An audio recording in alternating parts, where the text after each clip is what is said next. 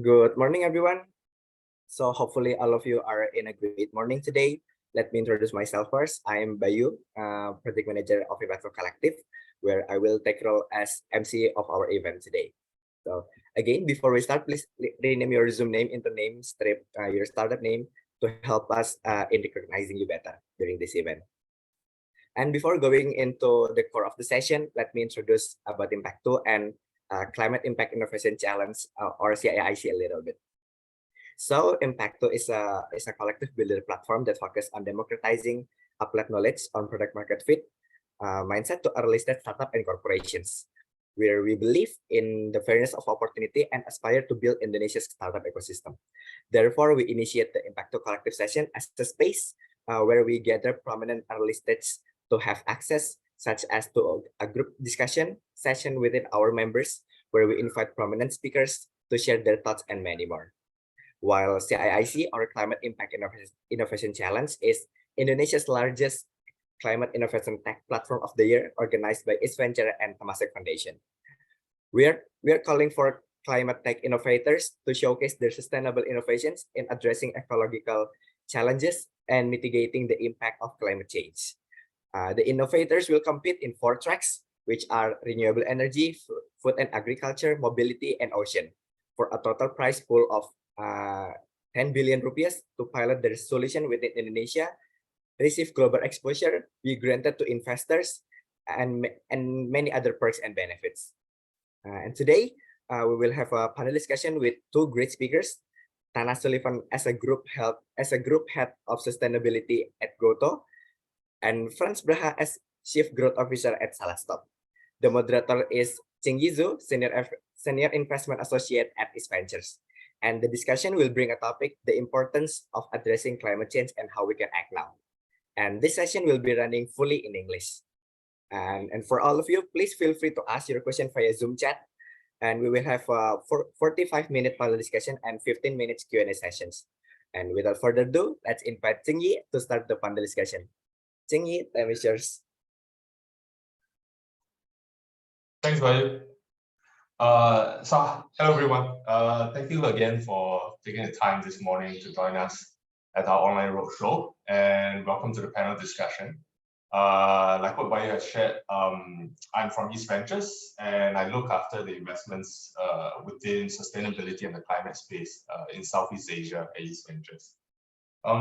According to the Climate Action Tracker, we're on course to hitting a projected warming of 2.7 degrees Celsius by 2100, well above the, either you can see as a 1.45 or the 2 degrees target set out in the Paris Agreement. Climate change has brought about extreme weather conditions in Southeast Asia in the last 2 years. Extreme rainfall, floods, typhoons happening across Indonesia, Malaysia, Thailand, Philippines, taking both lives and livelihoods from the poorest populations in the region. Something clearly needs to be done, and done now, in fact. So I have with me today 2 esteemed guests, Tanah and Frantz, who are no strangers to the topic of sustainability and climate. Tanah is the group head of sustainability at GoTo and leads its environmental, social, and governance efforts across Gojek, GoTo Financial, and Tokopedia. Frantz is the Chief Growth Officer of SaladStop and helms the expansion of the salad chain across Asia. So I'd like to hand it over to the 2 of them to make a self-introduction before we start the panel. Tanah, please. Thanks so much. It's such a pleasure to be here, and I hope you can hear me okay? Yes. Perfect. Yes, so I joined actually Gojek almost 3 years ago now in 2020 to build up their sustainability function. Prior to that, I was at an organization called the World Economic Forum in Switzerland for almost 6 years, where I led business engagement for the Southeast Asia region. So that meant working with many companies here in Southeast Asia on issues such as combating deforestation, plastic waste pollution, energy transition, all these different subjects. So it's amazing for me now to be able to use all of that experience and knowledge in this role within a GoTo and an Indonesian market context. And then prior to that, I was a public servant. I worked in the government in foreign affairs. that's me in a nutshell. Frantz, tell me more about yourself. Hello, everyone, and thank you for hosting this panel. So my name is Frantz Braha. I have a background in running international retail brands like Lacoste and Samsonite over a decade in the region. I joined the family business about 8 years ago. I'm now the Chief Growth Officer of the SaladStop group. That I co-manage with my wife Catherine and brother-in-law Adrian. We're headquartered in Singapore. We have the largest multi-brand healthy food QSR operator in Asia, with 70 outlets across 7 countries, and a strong focus, I guess, on sustainability and technology, with the aim of becoming a market leader in personalized nutrition. Thank you, Frantz. So without further ado, let's just jump into having the panel discussion. So Tanah, with you first. So GoTo published this inaugural sustainability report in 2022, where the group pledged to reach net zero emissions by 2030. What do you think are some of the biggest challenges GoTo will face in meeting this goal? And how do you get all your stakeholders aligned in making sustainability and emission commitments a priority? So we do have a zero emissions by 2030 commitment. And here, essentially, I mean, if for those of you who are familiar with our business, we're essentially a platform company, very asset light, which means even the 2.6 million vehicles that are in our fleet right now, we do not own. Those are the drivers that own them. The 15 million plus merchants in our ecosystem are independent merchants. Most of them, 96%, are micro SMEs. And then, of course, we have the 50 million plus consumers across Indonesia and in Singapore and Vietnam as well, who use our platform every day, whether it's to order transport, food delivery, logistics services, do their payments and what have you. So it's an incredibly diverse, rich ecosystem that we have. So any one of our big sustainability commitments, whether it's zero emissions, zero waste, or zero barriers, there's a lot of variables to it. So that is actually one of the biggest challenges, is how knowing so much of this is outside of our scope, outside of our direct control. How do we achieve things like carbon neutrality for our company when our direct emissions, actually, if you look at it, we could kind of turn around tomorrow, right? Already to date, our HQs are 100% renewable energy powered. We're on track so that by the end of this year, all of our offices and work sites and work facilities, including our fulfillment centers or cloud kitchen, our cloud kitchens will be 100% renewable energy powered by the end of this year. I think the tricky part for us is that because of our decentralized model is how then we support the ecosystem making those shifts with us. And then also working hand in hand with the government, of course, particularly here in Indonesia, where we have our largest presence, to facilitate this energy transition for the millions of merchants, the millions of driver partners as well in our ecosystem. And so it's kind of a multi-pronged approach for that. It means bringing a lot of stakeholders with us, making sure that we have a common agenda and common objectives with them, and that it's a net positive for everybody, right? This is for us a very pre-competitive space. So for us to set a target, which we have, of 100% electric vehicles by 2030, it makes sense also to support and share, support our peers, but also share some of the learnings, the mistakes, the insights that we've gotten along the way very publicly, so that our industry peers, so that our global peers can also learn from us, hopefully, and vice versa. We can also learn from them. Because the idea here, the goal for us is not, for Gojek just to have 100% electric, mobility in their fleet, but rather, how do we build a cleaner, more accessible electric mobility system here in Indonesia? What does it mean to be able to build an electric mobility system that will last, for generations? And so all those conversations and work has to happen with many, many partners and stakeholders. And so really that's one of the biggest challenges. The second one on specific to decarbonization, zero emissions, as I mentioned, our direct operations, it's relatively straightforward. It's not simple, but it's relatively straightforward. It means ensuring that the power or the energy consumption that we have is renewable energy sourced. But the mobility, shifting the mobility fleet, which is the largest part of our inventory, it's almost 90% of our emissions inventory. That is actually the tricky one. So on top of working with so many stakeholders and partners, the other kind of big challenge for us is the infrastructure, right? Again, we have to think outside of just our company and our ecosystem. The charging infrastructure or the swapping infrastructure in a country like Indonesia is not yet there. And so we're here setting these targets, and yet the infrastructure is kind of lagging a little bit behind because it's very capital intensive. It requires a lot of investment, and that will require a lot of foreign investment as well. And then the third one, I'll just wrap up, is the premium. What you might have heard is the green premium. Everything from a sustainability standpoint as a solution, there has to date been a very, in some cases, excessive premium to it. An electric bike today costs 30–40% more than a conventional bike. The 100% EVs by 2030 is our company's target. It's not our drivers' targets. So for us, if we are going to set a target like that, we better be sure that we have a cost-effective, competitive product that we are offering our drivers as an alternative. And we want to see them making those informed decisions themselves and shifting themselves because it makes the most sense for them, which is why we're working so hard and investing so much in ensuring that we do come out with an electric bike, and also provide options with other manufacturers to ensure that the drivers have a cost competitive and a quality competitive electric bike that doesn't cost them a premium to make that shift. And so those are some of those are probably the big three challenges that I would, if I could summarize it into nice three, that's what I would say.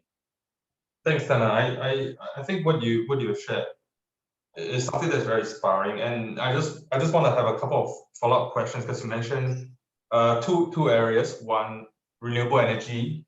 How does GoTo have access, get access to renewable energy, empower your offices, your operations with renewable energy? Two, around electrification of your mobility fleet.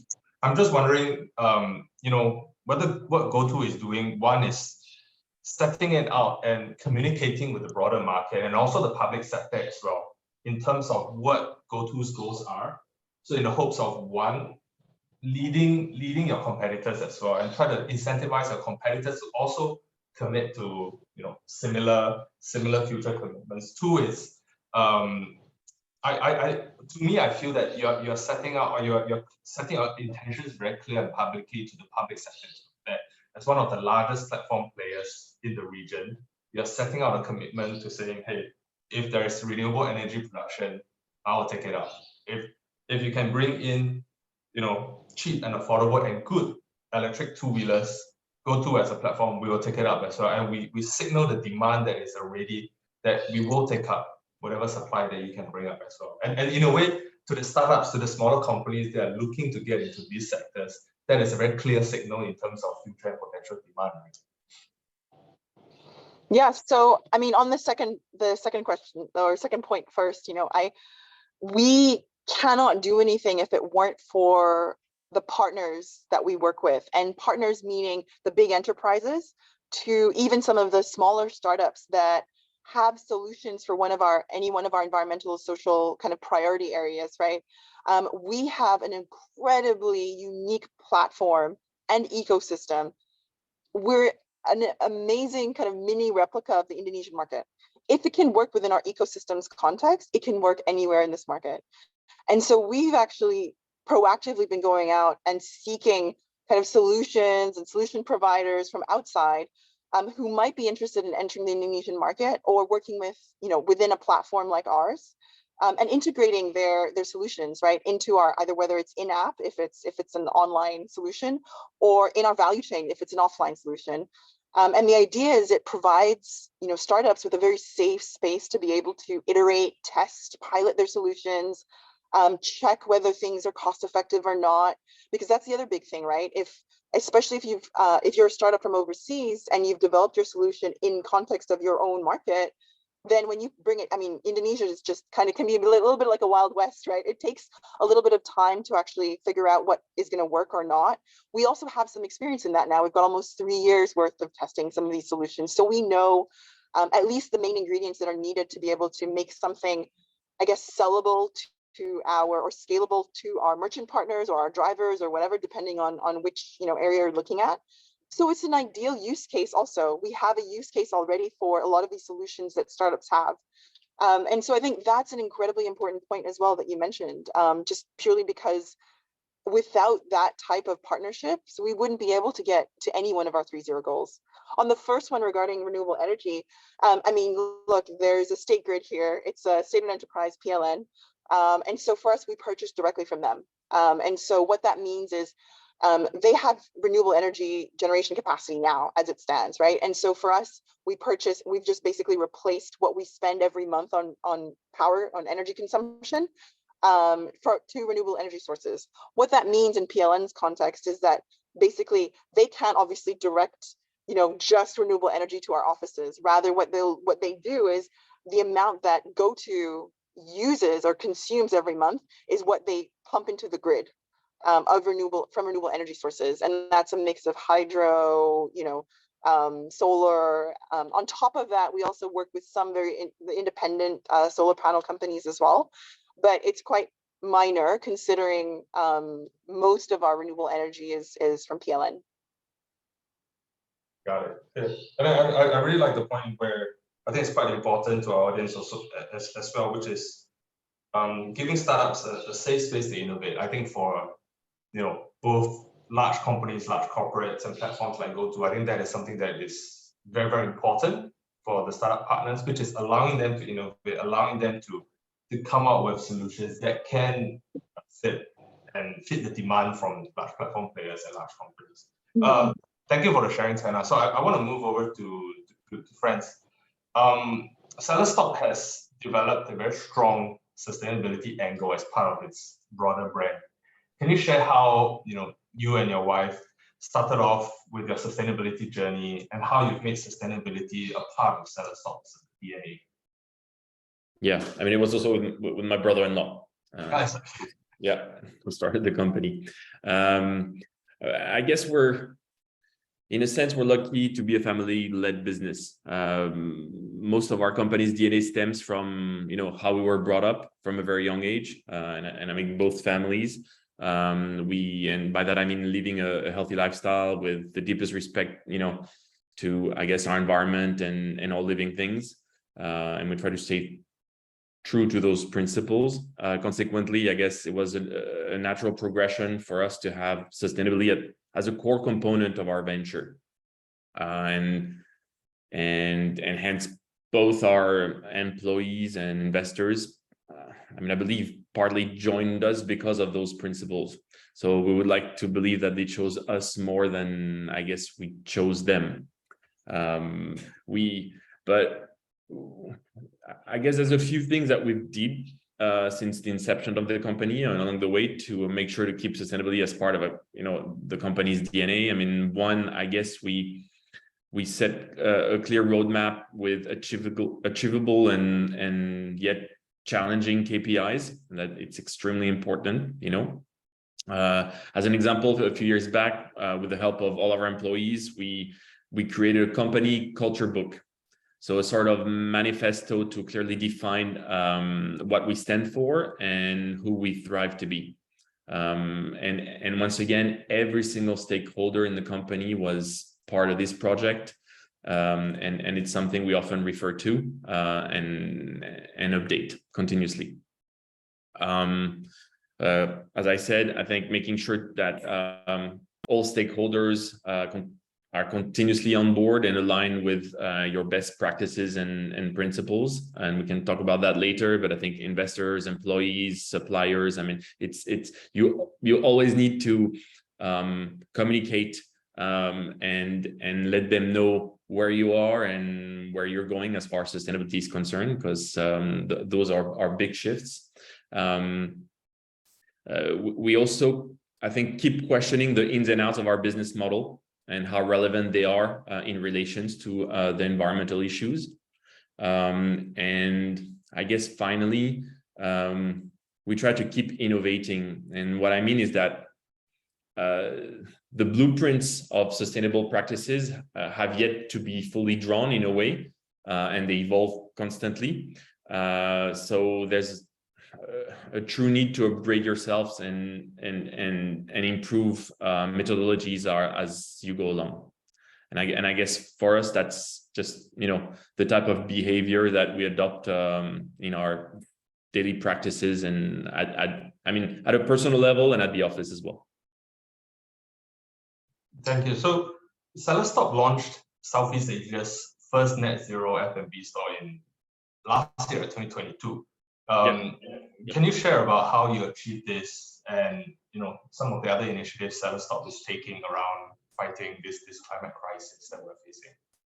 Sure. It was the journey started a few years ago, and it was quite the undertaking. I mean, we basically focused on doing a carbon assessment of all the ingredients on our salad bar for one of our locations here in Singapore, and we wanted, I guess, to start sourcing locally as much as possible. I mean, we've always done that, but wanted to push the exercise even more to reduce our transportation related emissions.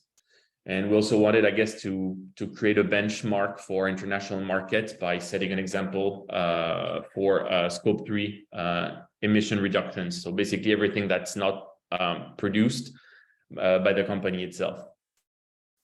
So from there, we decided to partner up with a consulting firm called Unravel Carbon, which is here in Singapore, and to develop a decarbonization methodology for our whole supply chain and store construction. And it took us about 2 years to map out the carbon footprint of every single ingredient on the salad bar. And once that was done, we sort of plugged this in the back end of our app, and which allowed customers to get the immediate carbon footprint of any signature salad that they would buy, or even salad that they would create on the spot. It allowed them to basically make more informed purchases based on the ingredient they would consume. You know, if you, I guess, buy a salad that's composed from kale, principally, that's grown in Singapore, you'll have a lower carbon footprint than if, you know, you get a Tuscan kale that comes from Italy. I mean, that was basically the principle. So it was pretty powerful, but we didn't stop there. We also worked with an architectural firm called Pomeroy Studio to rethink the design and functionality of the store to further reduce the carbon footprint through the use of new materials, new technologies. For instance, we created bricks made out of recycled plastic. We used moss walls that didn't require watering, you know, feeding off, I guess, the ambient air, the humidity in the air. I mean, lots of different things across the store that helped, I guess, reduce the footprint. I guess from those two initiatives, we looked at the result, and it was fantastic. We had managed to reduce our footprint by another 30%, knowing that from the get-go, our usual stores only represented about 30% of the footprint of a regular restaurant in the industry. So we basically decided to make a pledge and to scale this blueprint across all markets, and ultimately become a net zero company by 2030. So I guess we didn't stop there. We just, you know, thought that we could engage customers a bit more. So we decided to hire a firm called 8Inc. They're basically the original designers of all the Apple stores globally. And they're currently helping us to design the restaurant of the future, to basically add all those functionalities and design features into a shell that's a lot more engaging, I guess, with customers, and that focuses on personalized nutrition and sustainability as a focal point, to put, I guess, those topics at the heart of our stores.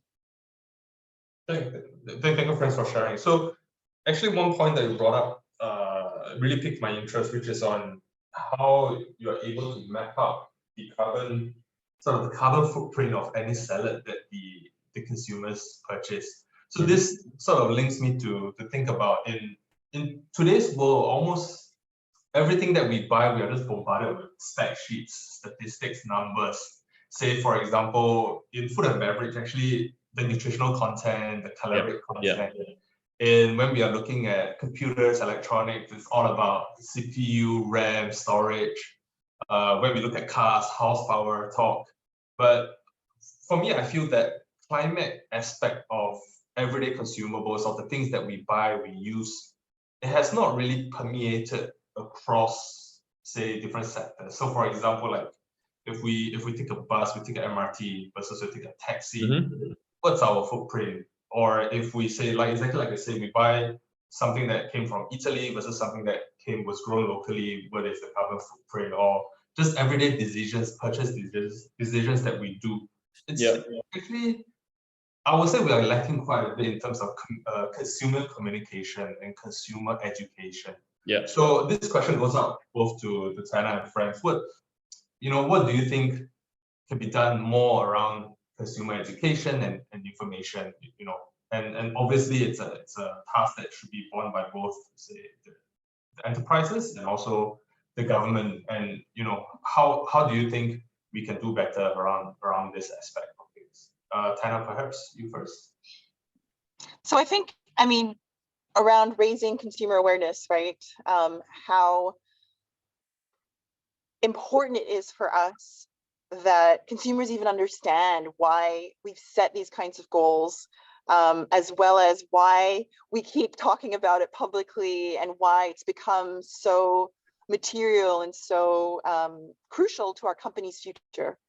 And I think the way that we've been presenting a lot of the sustainability goals that we have is operate as operational shifts we're making as a company. And so when we talk about these things publicly with our consumers, with our partners, it's about investing in our company's future and the kinds of shifts that we need to make so that we are only creating positive impact as it relates to an environmental, social perspective.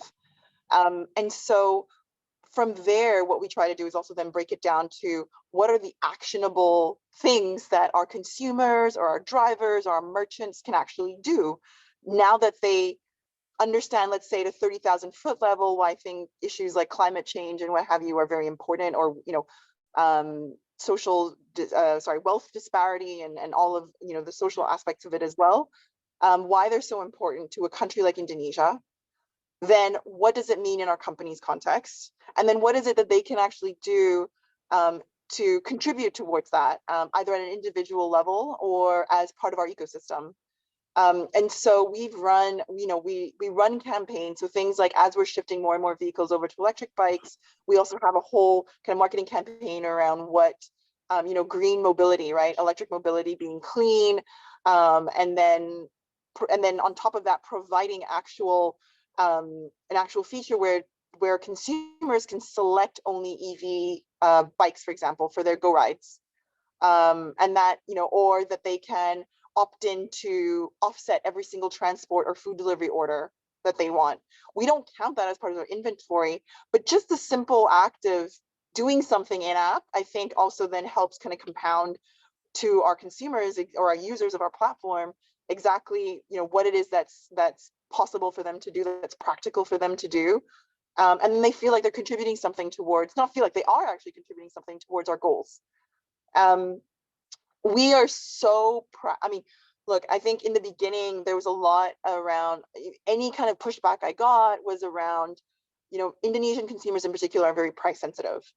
And so even if we raise awareness about issues like climate change, it's not necessarily guaranteed that consumers will do anything about it or that they'll change their behavior about it.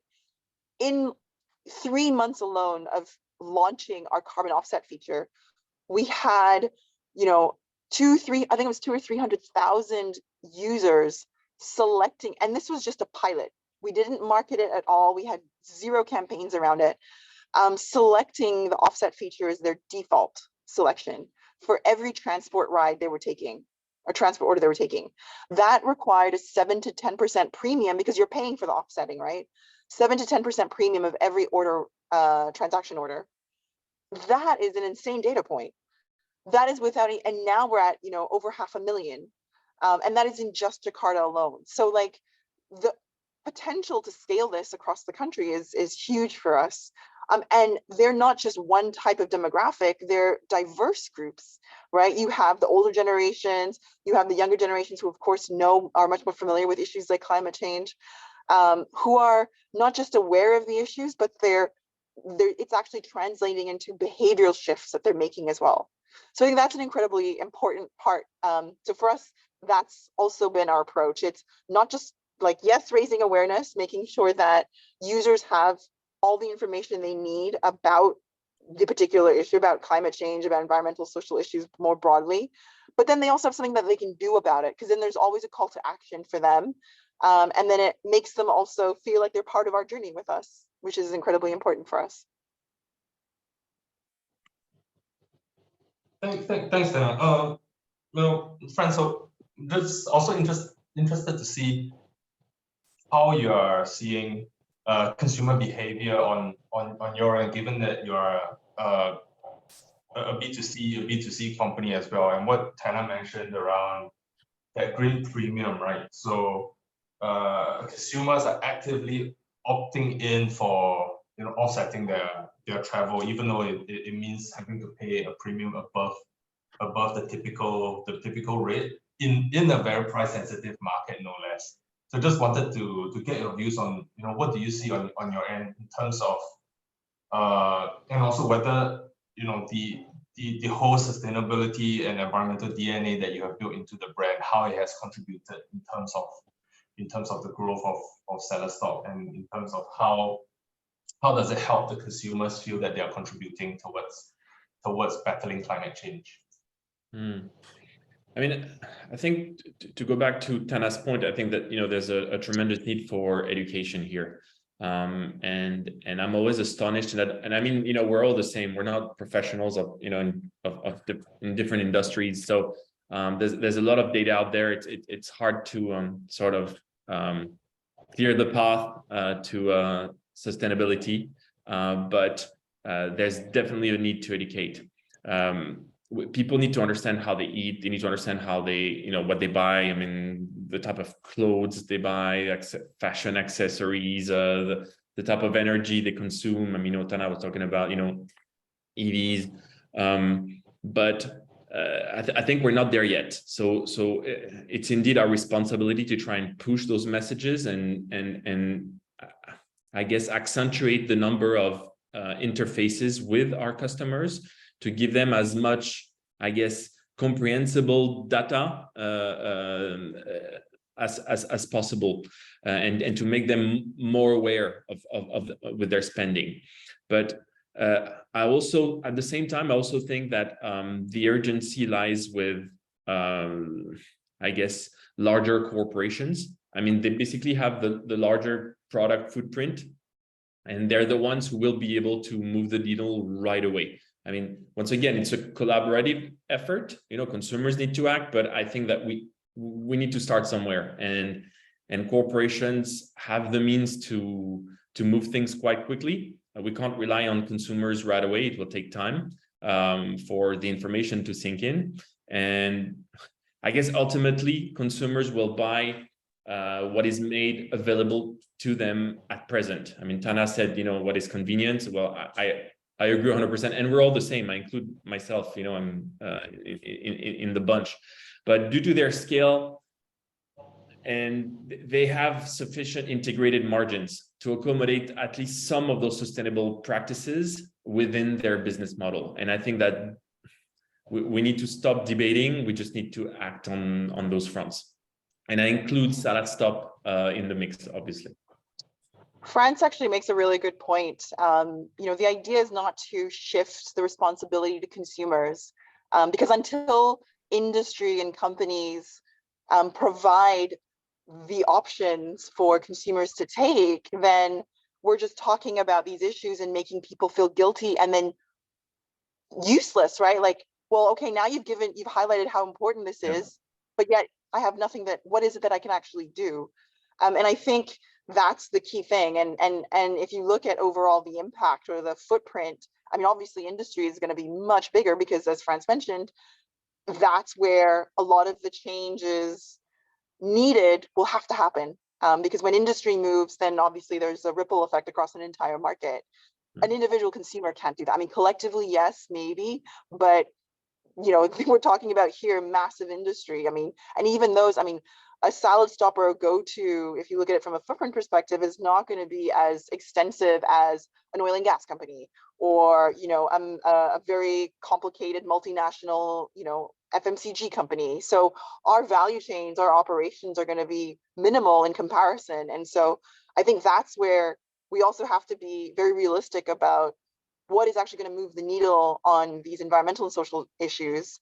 And that, but and that's where we kind of also focus on. So even for us as GoTo, it's not just about talking about what we do, but how do we bring then some of the more established industry incumbents who work with us also. It's not guilt tripping them necessarily, but maybe we can gently nudge them towards the same goals that we have, or in their own context, of course. But that's the urgency that we feel. We want to impart that also on the rest of industry to move as well, and that's what's going to make all the world of difference in terms of whether we meet Paris Agreement level goals or not. Thank you, Frantz and Tanah, for sharing this. You actually covered one of the discussion points that I wanted to talk about, and I completely agree with you that in terms of that call to action, corporates definitely have a very big part to play, and also having a big part in making the first move as well, which drives changes across the value chain, which also drives change within the public sector as well. Is able to see clearly what the industry is shifting towards, and thus set, I would say, friendly or suitable regulations in place to allow the entire industry to shift as well, such as providing better infrastructure for renewable energies, providing more subsidies to build up the industry around renewable energies. It's also provide access towards more environmentally friendly options across all sectors. I think that is something that I feel quite that is quite important, and I'm really happy to hear that corporates are taking the first move in terms of change. And also just wanted to I think we have some questions from the audience, so I'll just shift to this and take some of the questions from the audience. So this one is from Aditya from Repax.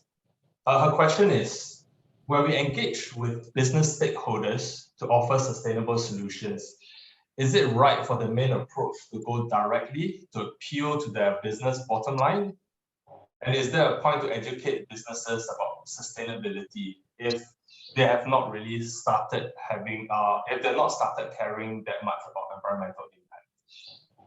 So this is more about, I would say, it's a B2B kind of engagement.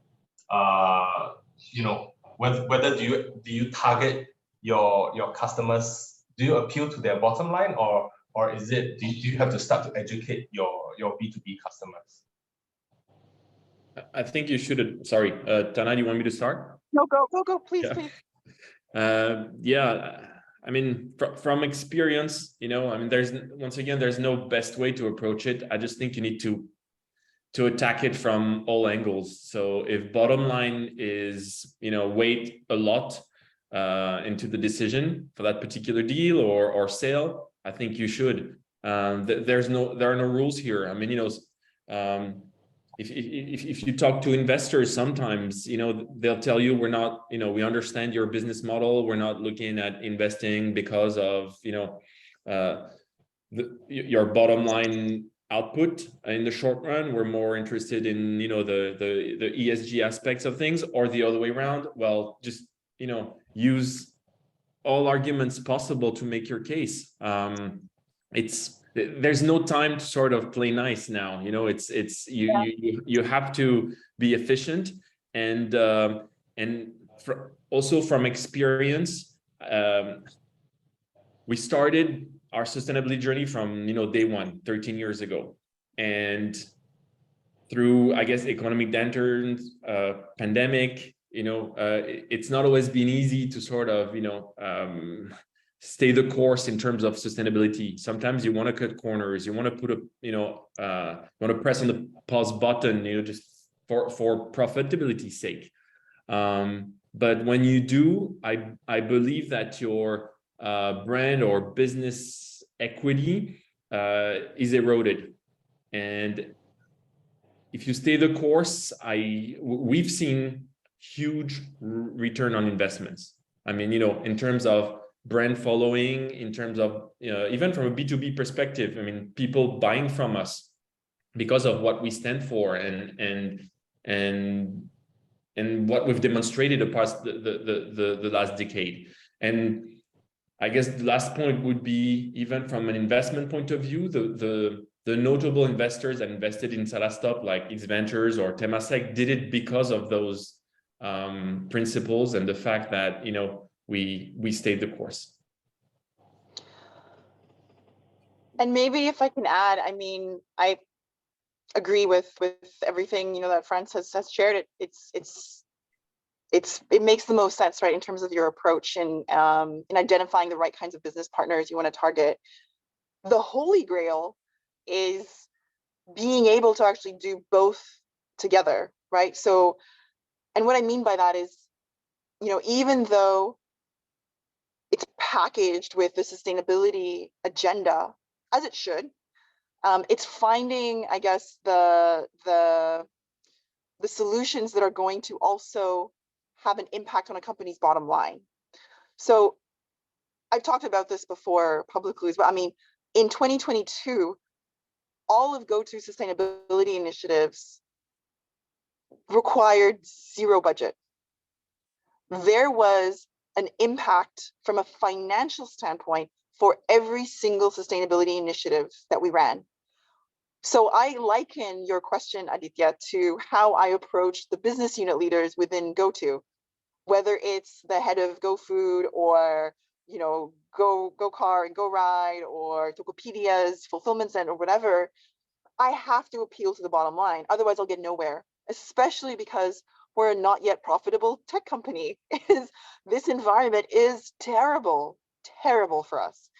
And so as a result, in 2022, and you'll see this because we're about to publish our next sustainability report for 2022, where we disclose all of this. But basically, we are no longer cost center within the company.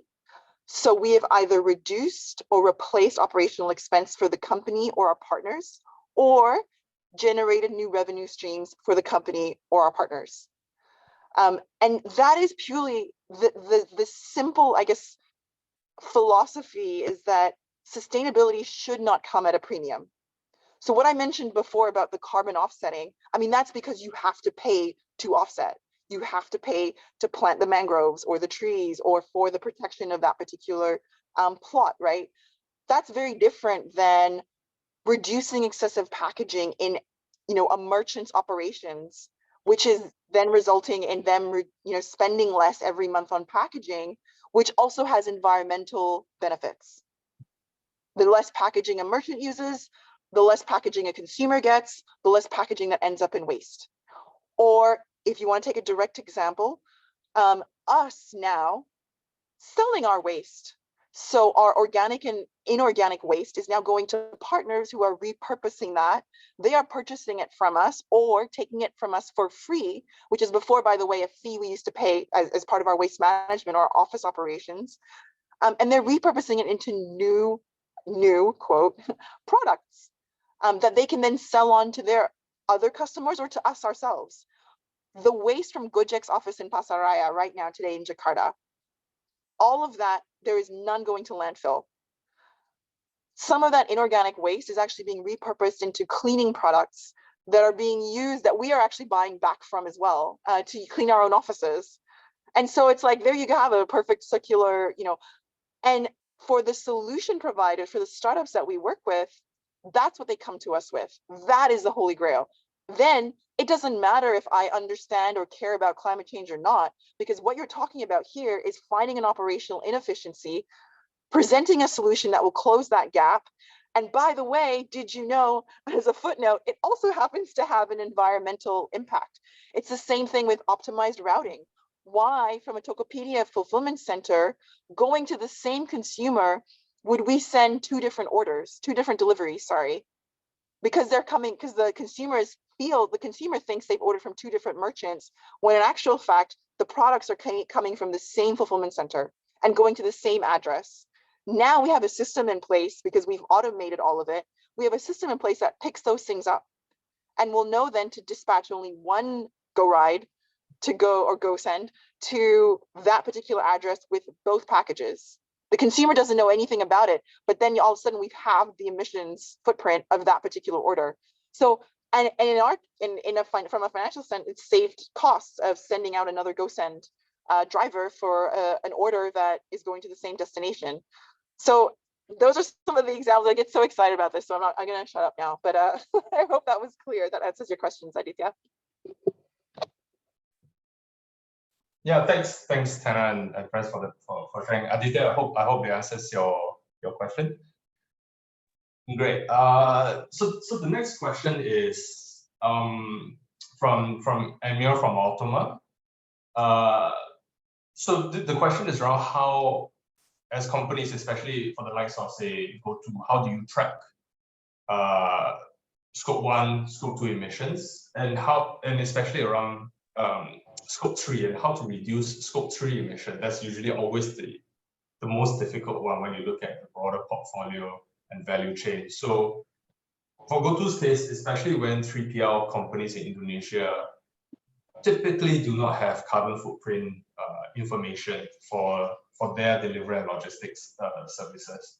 They just wanted to know how does GoTo manage that, and around, so sometimes in B2B, for B2B customers and B2B business, there's this requirement around, they call it a carbon bill or a carbon footprint whenever a B2B transaction happens, when you sell the product. So how does GoTo approach this issue? So I suppose we are a bit unique because we're a tech company, right? We have all the data in terms of all of the mobility happening from the logistics side, the food delivery side, the transport side, and even the e-commerce side. So even if we work with third-party logistics partners, we still have data in terms of who's ordered what from where. And so that has made it, I suppose, this has been almost 2 years in the making, but we now have an in-house database, dashboard that tracks our inventory live throughout the year. And it's sourced from all these different data sets. So things like every day, a snapshot of how many transport orders went out, whether it's in Vietnam, whether it's in Indonesia or Singapore. Same goes for food delivery, same goes for the e-commerce side. We do recheck that with our 3PLs partners, because obviously they monitor their own data as well. It's hard when they are picking up from multiple platforms, so not just us, but also maybe some of the other e-commerce platforms they work with, because then all of a sudden that's definitely out of our scope. But we try and extrapolate as much as we can from that information, so that we can get as accurate an inventory as possible. When I say we built an in-house database, it really was a bit of a rogue team within GoTo, because we had a lot of consulting firms who were, that they sell this as a service as well, right? So you can opt to do that, or where in our case, where we had access to all that data, is we decided that we were going to track it ourselves. It's not a fancy dashboard. It's not it's just pulling from all these data sets that already exist within our company. And then just making sure, and then presenting it in a relatively easy way so that we can monitor our inventory throughout the year, so we know where we're at in terms of our whether we're actually on track to reduce or not every single year. And that's what goes into our report. We have, for the first time, done the entire emissions inventory completely in-house. And actually, it is one person on my team who has been accounting all of it. And that is an incredible feat for him Sorry, Tanah, I think you're on mute. Can you hear me? Yeah, okay. He's now also teaching the data owners themselves so that they can also do this every year. So the knowledge doesn't just sit within our team. In terms of the indirect emissions, our scope 3, that's, as I mentioned, so for 2021, it was 88%. For this year, I think it's around 84, 85% of our inventory is indirect. So for us to shift our direct operations over to, so our scope 1 and 2, it's a minor part of our inventory, which is why we're so focused on the mobility happening on our platform, because that's the major source of emissions for our entire ecosystem. So if and when, sorry, no, I shouldn't say if, when we shift all of the fleet over to electric vehicles, and at the same time on the upstream side, ensure that the charging and swapping infrastructure being used is renewable energy powered. And this is where those partnerships and all the stakeholder engagement is incredibly important as well. Then we'll actually be able to move towards our carbon neutrality goals versus, you know, us just shifting over to electric bikes, but then not actually doing anything else with it. And so that's, and it, again, then you have to take into consideration different aspects like the life cycle of the bike. Electric bikes, by the way, are not net zero. They're not carbon neutral.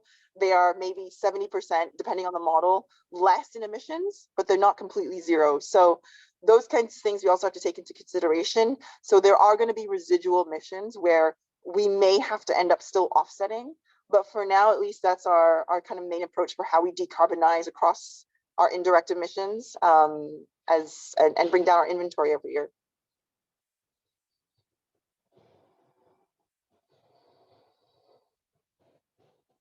Oh, Zhengyi, you're on mute. Yeah. Yeah, I think Michael, you want to have a question that you want to ask directly? Yeah, sure. Thank you. This question is mostly for Frantz, but happy for both of you to jump in. Frantz, you talked about how you've made a lot of very conscious decisions, design decisions around your stores, around your packaging, in order to make them more sustainable. And you know, my guess is that this was also a relatively more expensive choice than the status quo. Could you talk maybe about very early in the SaladStop days, you know, maybe when you were more price sensitive? Yep. What were the design decisions that you were able to make, and kind of practical advice you would have for us startups as far as how we can start to make those decisions as well? Thank you, Michael. Very good question. And by the way, we're still price sensitive. You know, we're not, you know, we're not selling Chanel bags here. So yeah. The cost of a single takeaway bag is actually non-negligible. So I guess the hard part for us at the beginning, you know, we started in Singapore, and the supply chain in Singapore 13 years ago was on I guess the packaging front was terrible. You basically did not have access to recyclable materials, or the price that they were asking. You only have maybe a few SKUs that were not adapted to our business. So it wasn't even a choice. So what we decided, waiting for the supply chain to evolve, and I'm just using, you know, an example here, but we basically saw our consumption, the fact that it was not possible for us to switch immediately to something that was more sustainable. So we just decided to make the customers pay. And there was a huge backlash. And I mean, customers were complaining for weeks. And I mean, it was really, really hard to stand our grounds there. But we just said, you know what? It's our only way to basically have an impact there for the time being. And we did it. So instead of basically switching immediately to you know, compostable materials or recycled plastic packaging at the time, and now using paper, we just found another solution. So I don't know if that answers your question. I cheated a bit, but it's actually what we did. And you look at the situation here now in Singapore, and everybody's doing it. So once again, our own customers were bashing us. I mean, it wasn't pretty, but you know, you have to, once again, innovate, or you know, try to find ways to make it work, and that's what we did. Yeah, cool. I think it's a great example. Thank A you. lot easy. It's a lot easier now. The supply chain has improved a lot, and you have a lot of more affordable ways to choose a better and more sustainable packaging. I would actually add, sorry, I mean, Frantz's last point is very, very, very important. With the more solutions that come in market, the better quality and the better pricing wise you get in terms of alternatives as well. And that's what we've seen ourselves.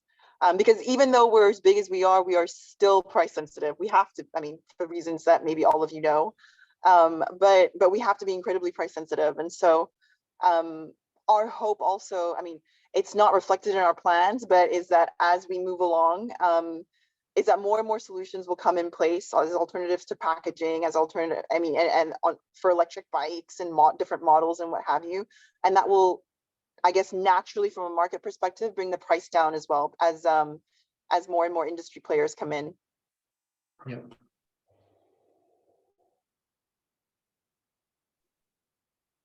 All right. We have time for one more question. Delvin, do you want to ask directly, or shall I represent you?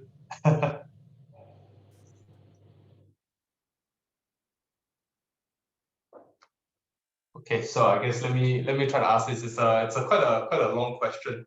So his question is, Devin is curious about how environmental startups manage to get the people, the public, and the board. In terms of let me try to understand the questions. So it's in a way, how do you get them to, one is to educate them, get them to understand about sustainability, and also get them to participate as well. So around getting their customers, the public, and also the board. The board, I mean, I would think about perhaps the stakeholders within the company. How do you, because they're all crucial parts of the equation, how do you get them on board and participate in, you know, broader initiatives that the company is doing, and how has GoTo and SaladStop managed to get all these stakeholders on board? Maybe I'll go first, Franz. So I mean, look, we are a relatively young company. I mean, similar to SaladStop, and with a relatively young leadership as well. And so, you know, I didn't come in having to convince people that we needed to address these issues. I mean, the whole reason for me being brought in, and I think that's why Frantz's response might be a little bit more interesting than mine, was because it was a priority for the company, and they wanted to approach it, you know, very systematically and what have you. And it was the first time the company was really looking at it. But you know, we have a governance structure now set up where not only, so for example, you know, myself reporting to the CEO, that makes the CEO accountable for my performance. So from an ESG standpoint, a sustainability standpoint, then, you know, the CEO is able to understand and monitor what's happening and also feed into it and shape what we do from a sustainability standpoint. On top of that, things like executive incentivization, right? So what does that actually mean? So our senior leadership team have targets that are linked to our sustainability performance every year, because we know there is financial impact, we know there is real business impact in what we do. That's how we prioritized exactly what areas we want to prioritize, and actually linking. So it's not necessarily that you're taking compensation away from them, but it's an additional reward you can provide or incentive scheme that you can provide for your leaders, because if your senior leaders are aligned, then obviously their teams under them also will be aligned. And then the third one is around, so not just me reporting, for example, to the CEO, but also every 2 months to the risk management committee, to our audit committee, to our board of commissioners once a year. They have to endorse and sign off on our ESG report once a year, right? So they know and understand what's in it, and also have a chance to ask me questions about what we're doing from a priority standpoint, how we performed last year, what we're going to do differently this year.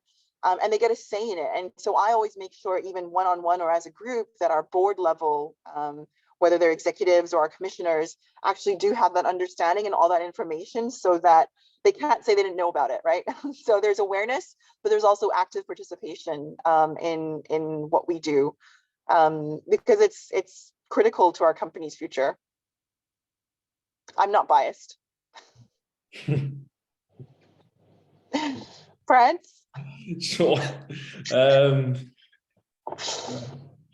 I guess on the consumer front, I guess all the brand initiatives I've mentioned earlier on. I mean, you know, it's not I guess there's no one size fits all here, but it's a long journey. But I guess, yeah, keeping innovating, launching a brand initiatives, you know, that are related to sustainability and have them, I guess, communicated to our customers through different touch points in store or online.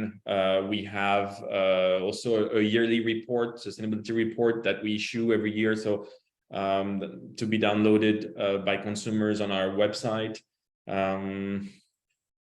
On the investor front, I guess, you know, it's including them in a way ahead of what we're about to do, keeping them in the loop through board meetings or newsletters, or trying to help them correlate, I guess, our initiatives with potential ROIs. And we are, as an example, we're also going through the B Corp accreditation right now. So hopefully that will also help sort of generate enough content for the board and consumers to sort of understand what we're doing and why we're doing it. But it's hard for me to sort of condense that in, you know, one single initiative. I think it's a multitude of things.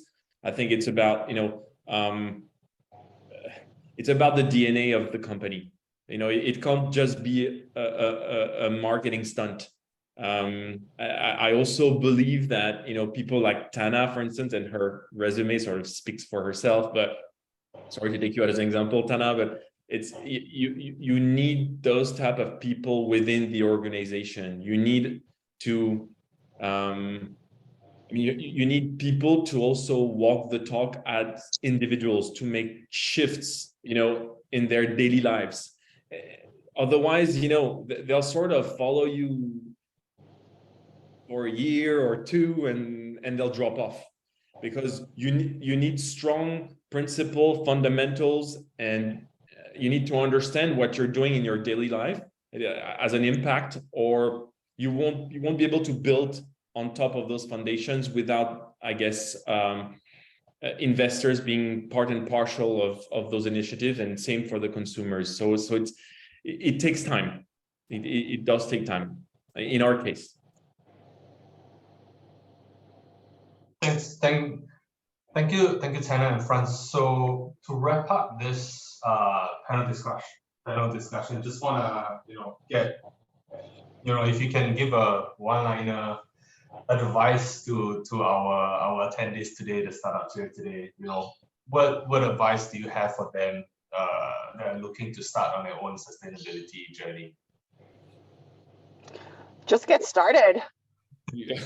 It's not rocket science. I mean, it's about doing the right thing for your company or your, you know, organization, and its stakeholders, and thinking about your stakeholders being much broader than your shareholders, right? I mean, you're going to do what a company is meant to do, which is maximize value for your shareholders. But in today's day and age, stakeholders are much broader than that now, the definition and the scope. And so you have to consider also your consumers, the communities where you operate or might have a presence in, or planning to have a presence in, the employees you have, you know, like all these people are your stakeholders. So what is the best thing for all of them and that will slowly get you to kind of your sustainability priorities, and then you know, what's going to make the most sense for your company in terms of shaping its sustainability journey. But you got to start somewhere. So just get started. Yeah, I agree. I mean, I'm not going to repeat myself because I think it sort of links to my earlier point, and to comment complete what Tanah was saying. I think just start with yourself. you'll be a lot more legitimate in front of consumers or investors or your peers if you're applying those or some of those principles in your daily lives. And I think that you'll be a lot more creative and efficient in whatever you do if it applies to you. So I don't know, aim to disrupt, stay relevant, and yeah, just go for it. Thank you, Tanah and Frantz. Thank you for your time this morning to join me with it in this panel discussion, and then thank you for sharing all your insights and experience around climate change and sustainability. Bayu, I want to hand over the time back to you. Okay, thank you so much, Zhengyi, Frantz, and Tanah. Maybe before we go into the next session, let's have a photo session together with Tanah and Frantz as well. Maybe for all of you, for all the audience, if you want to turn on the camera first, we'll wait you for some seconds. Okay.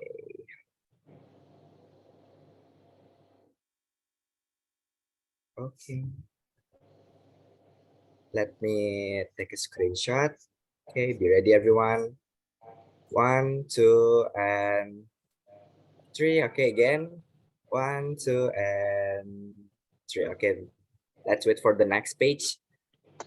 1, 2, and 3. 1, 2, and 3. Okay. Thank you so much. Thank Okay. you. Thanks, you. team. Thank you. Thank you, Bye. Tanah, also Frantz. Bye-bye. Bye. Okay. Thank you. Okay, after this, thank you, Tanah, also Frantz. But after this, for all of the audience, after this we will have a presentation from CIIC program from Zhengyi. We would like to describe more about Climate Impact Innovation Challenge.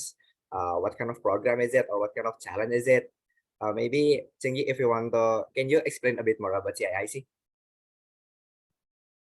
Yeah, let me share my just give me 1 second to share my screen. I do this. So just let me do screen mode.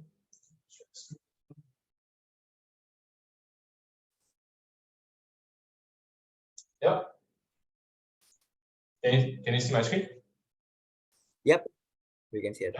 Yeah. So the Climate Impact Innovation Challenge was launched earlier this month.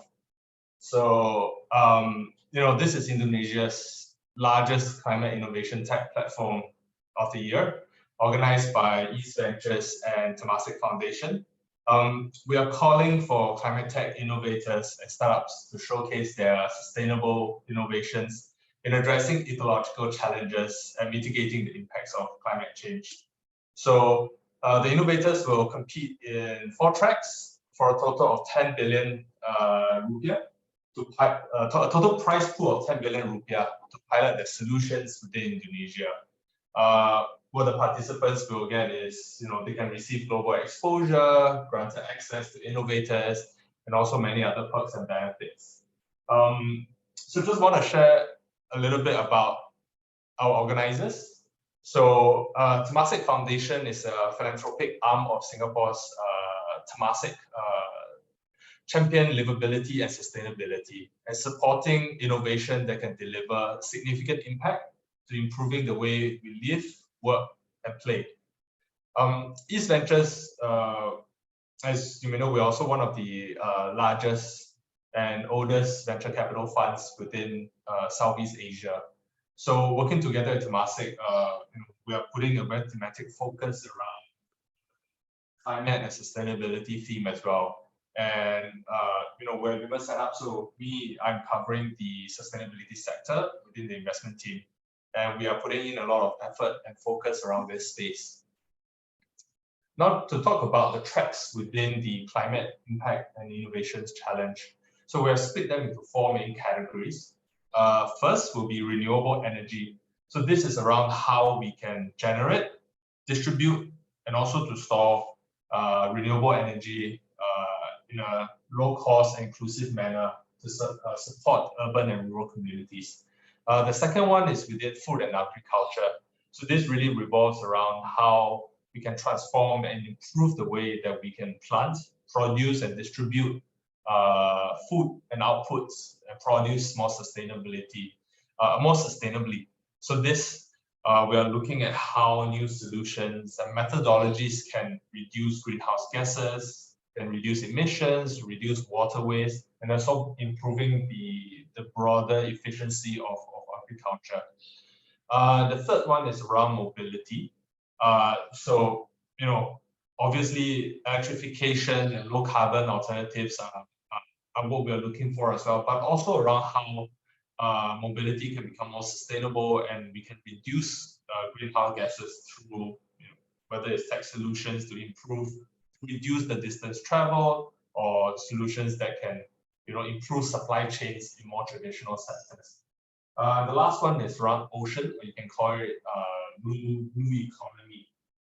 So what this does is, how do we tap into one of the most abundant resources in the world, which is our ocean, and to utilize these resources more sustainably to ensure welfare of coastal communities. So this can include things that can be carbon capture, aquaculture, etc., etc.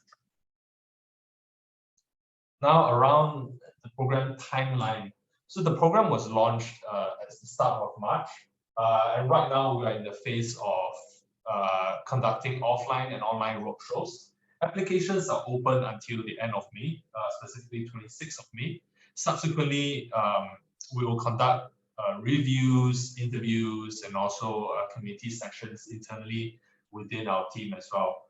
We will announce the 12 finalists by June, and subsequently going to the next step, which is the mentorship phase for all the finalists, where you'll get access to our investment partners, you'll get access to our industry partners as well, to brush up on the pitches, to brush up on their ideas, and finally within in September this year, that's when we will hold our grand finale with the finalists, and we will pitch to our judges within Jakarta. Now on the application criteria, so what we're looking for is, one, we are looking for companies that are at the pilot phase. So not so much of the ideation phase. What we are looking for is there is somewhat of a minimum viable product with the intention for commercialization. So that's the ideal sort of maturity of where the company should be at. In terms of the proposal, we want it to be an original and innovative proposal. We also want the company to have impactful solutions that can address key challenges within one of the 4 tracks. There is renewable energy, food and agriculture, mobility, and ocean. So in your application, I would advise companies to highlight how your solution can address key challenges within any of these four tracks. And in terms of the feasibility of adoption and that solution, what we want is one that is applicable in a large-scale setting. So one that addresses a problem statement that is faced by the broader market, instead of one that is more niche. And lastly, what we want to look at is also for you to flesh out how your solution is able to be, how it is commercially viable, and how can it be commercially implemented across the broader market as well. So the prize pool and the benefits, we have a total prize pool of 10 billion Indonesian rupiah for the winners. And besides just the financial prize pool, what we'll have is a global exposure to our different partners and also investors. 2, you get access, for the finalists, you do get access to the investor partners that will be around in following before the grand finale, to provide advice and also mentorship to the finalists. And we'll also have exclusive perks from our industry support partners as well. So just to share with everyone, and also to like to thank all the different partners that supported us. So the strategic partners, Agro, and our investor partners, Telkomsel and Rumah Group. The challenge partners that have supported us include Bit, Smart, Foray, Google, Clareco, Liberty Society, Sosola, Tech in Asia, WRI Indonesia, Hutan Kota. And for the outreach partners, we have 7.5 Degrees, Block 75, Block 71 Indonesia, the Social, Ecosystem, Impactto, which is helping us to organize this roadshow today, Kata Data, Kenobi, KR Asia, Marenti, Techno Global, High Startup, United in Diversity, LTKL, and Generosity Lestari. So we'd like to once again thank all the partners that have helped us in terms of supporting this Climate Impact Innovation Challenge. So now I want to open it up for all the participants. If you have any questions around application criteria, timeline, application submissions, so I want to open up to the floor in terms of any questions that you may have. Yeah.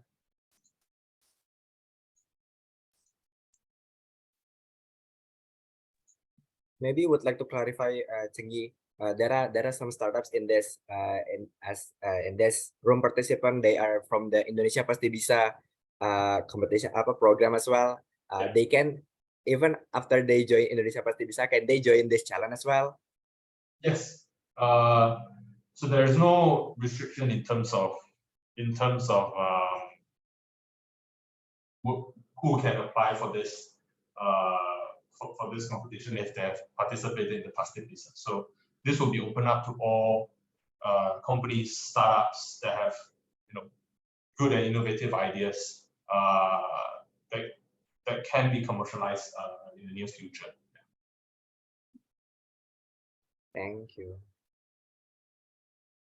So if you have any questions, also feel free to connect with us on LinkedIn, drop us a message.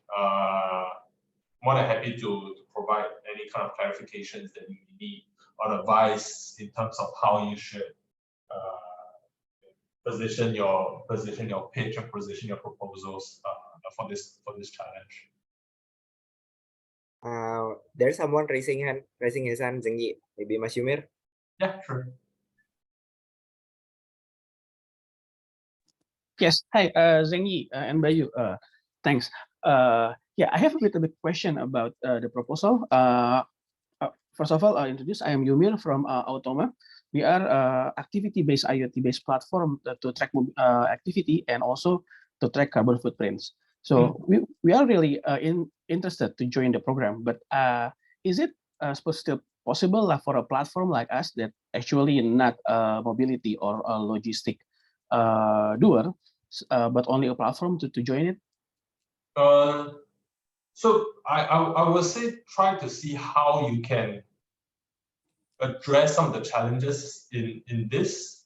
So I would say we will need an angle around one of these four, because how we are helping companies in terms of the finalists is to help them find implementation partners as well.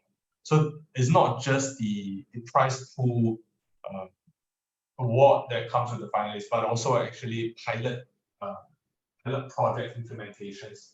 So what we will do is help companies to find pilots to implement with our partners.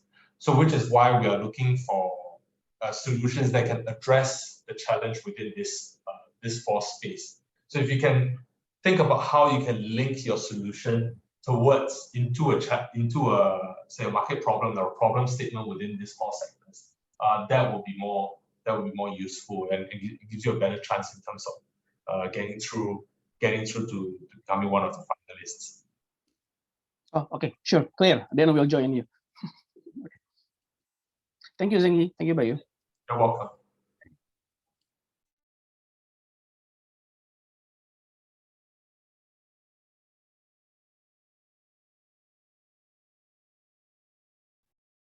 Okay. Any more questions from the audience? Bayu, maybe over to you. Okay, if there are If there are no more questions, let me take again. Okay. Okay. Thank you, Zhengyi. This is a great opportunity for us, not only about the competition, but also address the climate issues for our beloved Earth. And for all the participants, don't forget to follow CIIC social media at CIIC underscore CSEE. You can also share it to your friends, family, or relative about this program, and be sure to submit them at www.climateimpactinnovations.com before 26 May 2023. And after all, thank you for all the participants who joined our event today. Stay tuned with our upcoming event and have a great day, everyone.